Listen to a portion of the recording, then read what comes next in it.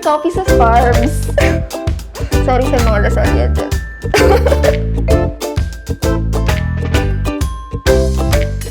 Feeling ko sa time ko, yung mga sikat nun is Just and Jerry's, Orange and Spices, and then Baksilog.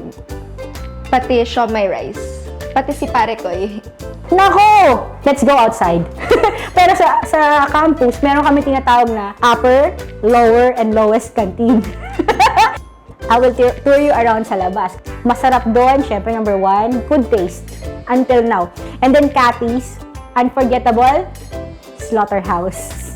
Steaks and toppings, at saka sizzling plates. 50s Diner, Rose Bowl, yun. And what I could recommend, super 100% is Nerizens Batchoy. Their chicharon is perfect. Wala kang mahanap na chicharon na kasing sarap ng Nerizens. Another restaurant that I would definitely recommend is Vineyard. Although, beware, Vineyard is known to have a curse for couples. You cannot go there if you're a couple or you will end up breaking.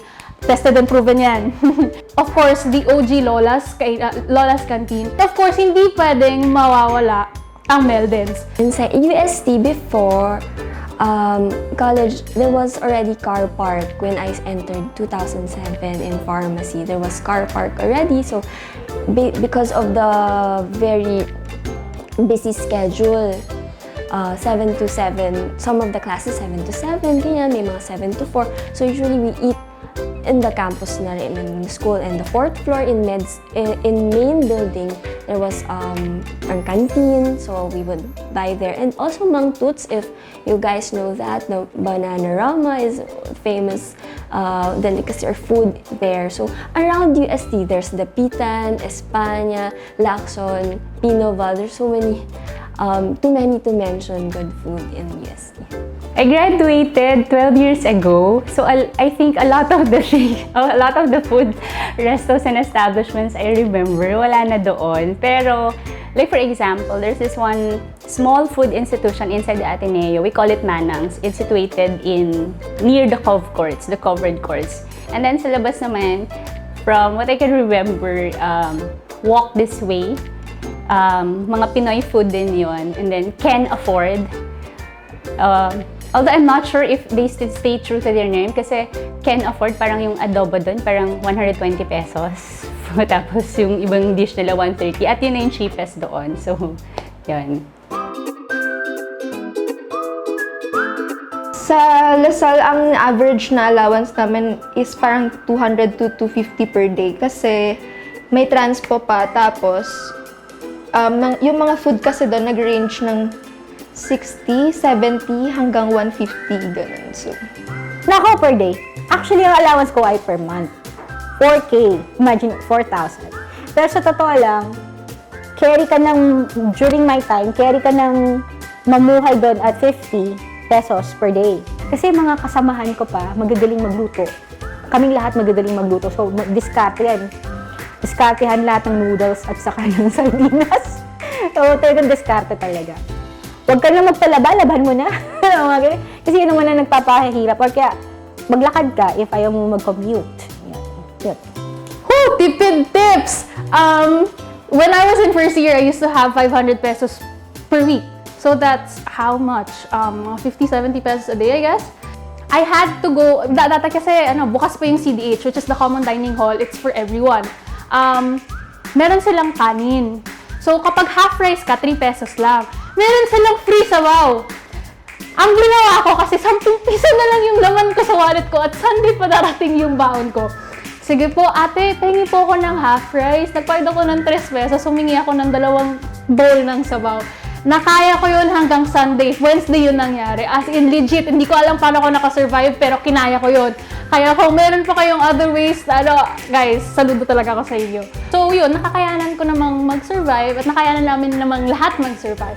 So everything is a-okay. Before, it depends, 100 per day or more or less. Again, because of the commute na rin, medyo mahal din mag-commute at that time. So, na-itap na rin. So, sometimes, it's given per month or it depends. So, very flexible naman. And I'm very blessed that my parents were very supportive. But I was very, very thrifty. Maybe because we were taught at a very young age to value money to be thrifty. So one tipid tip is, commute, or if you can walk, and sometimes treat yourself if you had a very long day. It's also okay to treat yourself from time to time. So just be thrifty, be mindful of the things you buy, don't do drugs, yung mga vices, and surround yourself with good people. Yung allowance ko during that time was 5,000 a week. Kailangan ko siya tipirin. No, kasi sa Katipunan, grabe yung cost of living, mataas talaga. Walking instead of taking the trike. Kasi yung trike, parang isang biyahe yung babayaran mo. Good for the health pa yung walking. So, I preferred walking to the campus. And then, bring your water tumbler. Kasi, maraming water refilling inside the campus. So, instead na bumili ka ng bottled water, yun na lang. So, yun, tipid tips. Feeling ko sa college life, ang dapat naisipin mo lang talaga doon is i-improve mo lang yung sarili mo. Hindi mo kailangan mag-graduate on time, hindi mo kailangan sumabay sa mga batchmates mo. Ang kailangan mo lang talaga isipin is yung sarili mo. Parang everyday, itry mo na mag-improve ka, gawin mo yung gusto mo. Tapos, basta masaya ka, okay na siya para sa akin, para sa college life. Parang mas importante for you na ginagawa mo yung gusto mo kaysa yung nagmamadali ka para lang makatapos. Just be you. Grab every opportunity to learn. But never forget who you are. Be authentic na ikaw yan eh. Ako for example, I love the arts. Mahilig ako kumanta, nasa UP Tinigamianan ako. Mahilig ako umarte, nasa Dulaang UP ako. Mahilig ako sa sport, so UP Lady Maroon ako. More than that, habang ginagawa mo pa yung the best that you can dun sa mga talents mo, kumikita ka pa. Kasi meron kaming allowance dun. UP is a macro o micro. Tama ba? Macro representation of what the real world is. So, you have to stay open yung heart mo. Pero ang pinaka-importante dun hold on to your values. If you hold the authentic you, we'll be alright. There. I thought I'd never survive college. Why? I stayed in college for 6 years. 4 years lang yan dapat. And ewan ko because before, okay lang yung mag-extend. Ngayon, there seems to be this kind of fast pace na magka-graduate ka within 4 years. One of the things that you have to take into consideration and really think about when surviving college is what is your purpose there? What is your goal? Kung papakinggan natin yung gusto ng iba, makakalimutan natin kung ano ba yung talagang gusto natin para sa sarili natin. Support system, basically. You need to have a support system to survive in college and to always prioritize your mental health, your physical health over anything else. Always pray. Always put into consideration what God would think for when you do this and that. Always listen to your parents. If you are guardians, if you don't have them around, surround yourself with, as I mentioned a while ago, surround yourself with good people that would bring good influence into your lives. Be cautious of your actions and always be mindful, the sacrifices that your parents made in order for you to go to college. Balance your priorities and keep your priorities straight, diba? So that you won't go astray. And as I've mentioned, always pray, study, do your best. You can do it. Know your purpose. Bakit ka ba nandun? Are you there to party? Are you there to sleep? Are you there para humanap ng jowa? Diba? Or are you there to study and to finish? Kasi if you don't know your purpose, you won't be grounded. You'll basically do everything. You'll try everything. It's very important that you know your purpose. And then you find a very good support system. People that you can identify with na parang, okay, nababaliw din pala sila tulad ko sa mga subjects na to. I'm a Christian, so I really make sure that in everything that I do, I hope that I glorified God. So yun, na parang, is this the wisest thing to do? Parang with that in mind, I will always assess kung ito ba pag ginawa ko magiging okay, is this the wisest thing to do? I think that's how you survive college college life eh. And not just survive college life, but also thrive. Yung hindi ka lang, ay, nalampasan ko yung college. Pero, okay, natapos ko yung college ng maayos. Ayun. Ani musika. Pwede ba yun? Event, Happy Thursday. Share. Ano yung Happy Thursday? Happy Thursday, wala. Pag Thursday, masaya lang. Ganun. Kasi yung mga tao doon, pag Thursday, after nila mag-school, iba yung pinupuntahan nila. Nag-aanuhan sila doon, nag-iinuman. Basta pag Thursday doon sila. Pero ngayon parang nagta-travel na sila to BGC, ganun. Pag Thursday. Pasig Laban every December. Pasig Laban. Para yung lantern parade ng Diliman. Pero kami, sa Pasig Laban, ang baliktad dito, ang nagpa-perform yung mga teachers. Doon kami nakakabawi. Doon din yung oble. Doon din na nagaganap yung oblation run. So, imagine mo kaming lahat, ganun. Nakatanggap din ako ng Rosia. UP Fair, every February, tinigsikan ng UP Baguio. Diyan na-develop lahat ng mga songwriters ng galing UP Baguio. At saka Bayal. Yun. Bayal is like UAAP sa Manila. Bayal is Baguio Educational Athletic League. Cheering! If you are aware, cheering has been seeking the attention or gaining the attention of the media nationally from our cheering routines. Yung mga routines na ginagawa per academic organization, they air out political stance and political criticism of the current government and the current administration. What political issues need to be aired, what political concerns should be given attention, and it is done in a very creative manner. It's a culmination of everything. Arts, sciences, politics, everything. You name it, you would find it there. And Paskuhan was a blast. I could remember I was so young, the first Paskuhan. All people were in the fields. So yun. Aside from that, the fireworks is magical. You can see in the YouTube and in other social media platforms man, you can see how bongga or how amazing those are. So, yung baccalaureate mass, then they put so much because UST is one of the biggest or largest Catholic universities in the world. So, yeah, I think it's largest in Asia. Correct me if I'm wrong. So, yun. So every mass they put effort to it. So, there's a lot of highlights. So, comment again if you want to cite other highlights in UST. We have yung for the first year, you have the 3D orientation seminar. Ang sabi nila, unlike other universities, pero I stand corrected kung mali. Unlike other universities, only the Ateneo holds it for 3 days. And dun talaga nakaka-bond mo yung mga blockmates mo.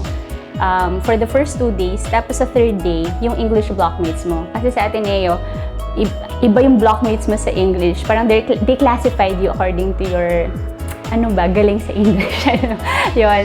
Bonfire, every time na nanalo sa UAAP, nag-champion, we have the bonfire. You also have yung pabaon. It's a tribute to the graduates bago umalis yung mga seniors. Parang huling conference na magkakasama lahat ng mga seniors just to encourage them and to usher them into the real world. Blue rose, ayon for the seniors. Each senior is given a blue rose. Ang instruction doon, you give your blue rose either to the person you really love or to your someone na never ka pang umamin. It's your last opportunity, ganon. So, seniors really use it as a time to give their blue rose to whoever that person is. Sa akin kasi, for me, yung highlight talaga ng college life ko is yung mga friends ko, especially yung barkada ko, sila Apples, Nadia, sila Mariah, and Kelly. Kasi yung course ko is about siya sa business. And sa course ko, gagawa kami ng sarili namin negosyo. Once na mag-graduate kami, pwede namin ituloy. So sila talaga yung pinaka buong college life ko since first year to fourth year. Sila yung kasama ko talaga. And naranasan na namin yung iba-ibang klase ng pwede maranasan sa friendships namin. And pagtapos ng Lasal, kami pa rin, magkakasama pa rin kami. And natuloy pa rin namin yung sinimulan namin sa school. Oh my gosh! Every year, iba-iba. Pero siguro yung pagiging, the love of, yung every opportunity na nandun ako sa Bulwagang Luna, na nagpa-perform, either concert ng UP Tinig Amyanan or play ng Dulaang UP. Tinig Amyanan concerts, sobra. And last ay yung naka-block ako ng Miss UB sa sa basketball court kasi siguro isa rin yun na hindi ko makakalimutan na naglaro ako for UP sa basketball women. Stage, Bulwagan Luna, yung lahat ng mga experiences ko sa Bulwagan Luna at oh my gosh, syempre yung pagsisilbi ko sa ugnayan ng pahinungod sa labas ng UP system. Yun. I think one of the biggest highlights of my college life is when I was able to pass my undergraduate thesis. Kasi the reason why I got extended is because I wasn't able to finish my undergraduate thesis. So that's 2 years. We had a lot of trouble doing it, doing the proposal, writing everything. Kasi ang hirap kumuha ng data and at the same time, I had trouble writing. Ang magandang nangyari, that was June 11, June 12, holiday. Holiday sa Panay. So, thank you Lord, may time pa kami. Hindi pa po nila hinihingi yung final list of graduates. June 12, 5 p.m. ang deadline for graduates. Hindi kami natulog kung saan-saan na kami napapadpad. Sir Ed, thank you po at binahay niyo kami. Maraming salamat po Sir Poy sa lahat ng tulong na ginawa niyo sa amin. By 2 p.m. of June 12, napasa namin ang entire graduate thesis na ganito kakapal. And that, my friends, is ang aking experience graduating and passing my undergraduate thesis. And I graduated. You know, do your best and never give up kahit na, especially pag teens or starting freshman ka pa lang, ang daming mong naiisip, di ba? Sobrang stressed ka pa, nervous ka pa. Like for example, you have delays, ganyan sa mga sa school, okay lang naman yun. And just do your best and always pray to God. Surround yourself with good people, always talk to your friends, choose your friends wisely. In pharma, in med school, yeah, I had the same group of friends all throughout those years. Siguro also message, pati dun sa mga hindi gustong mag-aral, please do consider. Kasi yun nga, parang especially in Palawan, not so many students go to Ateneo and I don't really know why. Mas mahal naman ng tuition fee sa Lasal. Diba? So, I'm really wondering why, pero I hope they do consider Ateneo. Don't get intimidated. It will be worth every centavo of your tuition fees and they keep you grounded and rooted to different causes in society. But at the same time, they make sure that you are excellent. That when you graduate from the Ateneo, you can be men and women for others. It's a wonderful experience and ayun. Enjoy your stay there because it's an experience that you would crave for. If you have problems mental health-wise, do not hesitate to seek for help. And that's one of the biggest things that I believe would help everyone else as well. Pag first term mo pa lang, mag-aral ka na ng mabuti para maging Dean's Lister ka. Kasi sa Lasal, once na Dean's Lister ka, you get to choose the course and the professor that you want. Kayo yung mauunang mag-enlist kasi we choose our own schedule sa Lasal. So, tip ko sa inyo is first term pa lang, mag-aral na kayo mabuti para makuha niyo yung magagandang prof. Ang pag-aaral sa Universidad ng Pilipinas ay hindi siya walk in the park. Ay, hindi, walk in the park siya. Kaso lang, Jurassic Park. Pag ginusto mong maging iska o isko, gustuhin mo.